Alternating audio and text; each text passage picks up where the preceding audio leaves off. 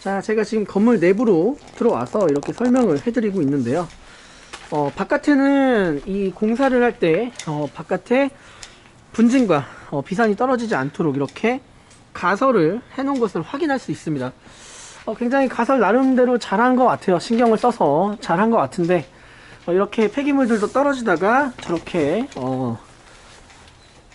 그물망에 이렇게 붙어있는 것을 확인할 수 있죠. 바닥에는 폐기물들이 많이 떨어진 것을 확인할 수 있습니다. 사실 내부를 이렇게 들여다보면 굉장히 정상적인 어떤 공사 현장이라고 보시기는 조금 힘들 것 같아요. 1, 2층의 내부도 똑같이 생겼는데 그 와중에 한 부분인 지금 제가 1층에 올라와 있는데 이렇게 들어와서 보면은 굉장히 지금 곰팡이 냄새도 많이 납니다. 상부에 보면 된조 마감한 것들이 굉장히 썩어서 거의 뭐 무너지기 직전이다라고 보시면 될 것 같아요. 이런 된조 마감은 물을 매번 먹으면은 아래로 처지기 마련인데 그러면서 시간이 지나면 아예 붕괴가 될 수도 있습니다. 물론 목조 구조가 붕괴되는 거기 때문에 조금 내력 구조와는 상관없는 얘기일 수도 있지만 철거 현장에서는 위험하다라고 말씀드릴 수 있죠. 자, 방이 굉장히 엉망이죠. 지금 곰팡이 냄새 때문에 기침이 나올 정도인데 지금 대부분 이 건물의 방이 이렇습니다. 제가 뭐 특정해서 이 방만 보여드리는 건 아니고요. 다른 방도 들어가면 역시나 똑같이 상태가 이런 것을 확인할 수 있어요.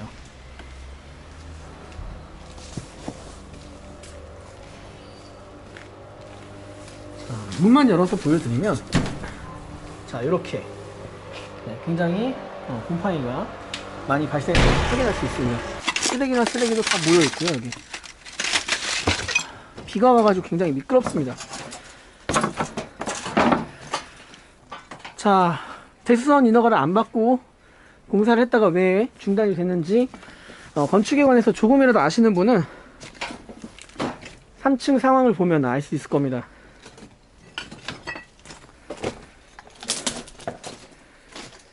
자, 이렇게 내력벽을 함부로 털다가 공사가 중단됐다라고 보시면 될 것 같아요. 굉장히 폐기물도 여기저기 적치가 많이 되어 있고요. 이 현장이라는 게 이렇게 한번 스톱이 되면 이 구역에 굉장히 흉물로 자리를 잡을 수밖에 없습니다. 현재는 위에 부분, 원래는 저 위에 한 개층이 더 있었는데 그 부분도 철거가 된 상태고, 그리고 제가 지금 서 있는 요 층도 철거를 하고 있었던 겁니다. 하지만 이 철거를 하다가 이 관할구청에 적발이 됐어요. 도시가스 관련해서 이제 철거를 할 때 사전 그 신고를 해야 되는데 그 도시가스 부분 신고를 안 하고 공사를 하다가 그 부분이 문제가 돼서 결국에는 민원이 발생을 한 거죠. 결국에는 그 부분이 구청까지 민원이 발생하는 바람에 현재 건물은 이 상태로 거의 6개월이 넘게 방치가 되고 있다라고 보시면 될 것 같습니다. 외부에서 봤을 때는 여느 공사 현장과 다름없구나 라고 보여질 수 있지만 저렇게 보시면은 방진막도 사실 다 찢어지고 일부 걷어지다가 중단된 것을 확인할 수 있습니다. 자, 이런데 다 뜯겨져 나갔죠. 공사를 하다가 뜯겨 나갔는지 아니면 시간이 오래되면서 뜯겨져 나갔는지는 확인할 방법은 없어요. 다만 저희의 이제 공정 순서는 해당 층에 있는 폐기물들을 모두 먼저 걷어내고 그 다음에 하부층에 그 임시 내력구조 보강이라고 하는 잭서포트를 설치를 해 놓고 상부층마저 내력벽을 털어내고 폐기물을 반출을 할 겁니다. 현재는 이 상태에서 계속 방치가 되어 있었기 때문에 이 지금 적치되어 있는 폐기물들에 대한 하중이 굉장히 많이 발생할 걸로 추정이 됩니다. 그래서 이 적치되어 있는 폐기물 먼저 반출을 하면서 안전하게 하부에 내력 구조 임시로 보강을 하면서 이 후에 레이아웃 즉 구조 기획을 한다라고 보시면 될 것 같습니다. 굉장히 먼지도 많이 나고요. 이 자체가 이 동네 어떤 흉물로 남아있기 때문에 굉장히 빨리 철거를 하는 것이 시급하다라고 보시면 될 것 같아요. 벌써 저런 부분들은 이미 그 붕괴가 시작이 됐습니다. 저런 그 일반 이렇게 미장한 부분과 일부분 저렇게 인방이라고 하는 부분이 남아 있는데 사실 지금 끝에서 보면은 조적에 그냥 미장처럼 밥을 입혀가지고 해놓은 상태이기 때문에 인방이라고 하기엔 조금 민망합니다. 철근이 들어가 있고 콘크리트를 타설했더라도 저거는 하리로 보기엔 좀 힘들고요. 그 다음에 요런 지금 수직 균열이 간 상태는 일부 구조가 무너지기 직전이라고 보시면 될 것 같아요. 자, 따라서 이 부분에 대한 먼저 정리 작업이 선행이 돼야 된다라고 말씀을 드릴 수가 있겠습니다. 자, 이렇게 건물이 방치가 되면요, 쓰레기도 굉장히 안쪽으로 많이 유입이 돼요.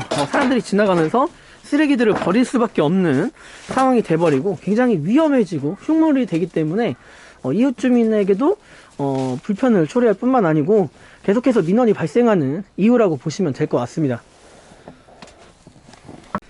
자, 2층 구조도 1층과 동일하기 때문에 더 이상 보여드리지는 않기로 하겠습니다.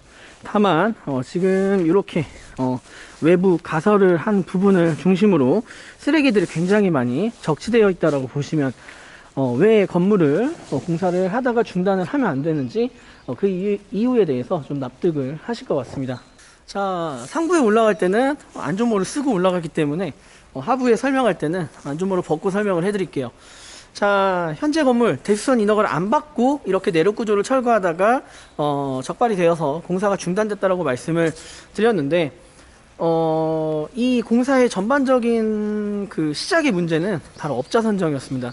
업자가 합법적으로 철거를 할 때 이런 도시가스나 아니면 수도, 전기 설비에 대해서 사전 작업을 하고 관할구청에 혹은 관할기관에 신고를 하고 철거를 했다라고 한다면 이런 문제까지는 발생하지 않았을 겁니다. 하지만 그런 부분 제대로 조치가 되지 않아서 현재 공사가 중단되는 상황까지 벌어졌다라고 보시면 될 것 같아요. 계속해서 강조하고 있지만 벽을 하나 턴다, 두 개를 턴다, 이게 중요한 게 아니고요. 벽을 털거나 기둥을 세우거나 벽을 신설을 하거나 그럴 때는 모두 대수선 인허가를 받아야 된다라고 말씀을 드릴 수가 있겠고요. 대수선 인허가의 중심적인 역할은 이렇게 건물을 변경하는 거에도 있지만 안전하게 합법적으로 그리고 구조 검토를 받고 관할구청에서 이를 재가를 한 상태에서 공사를 하느냐 마느냐의 차이라고 보시면 될 것 같습니다.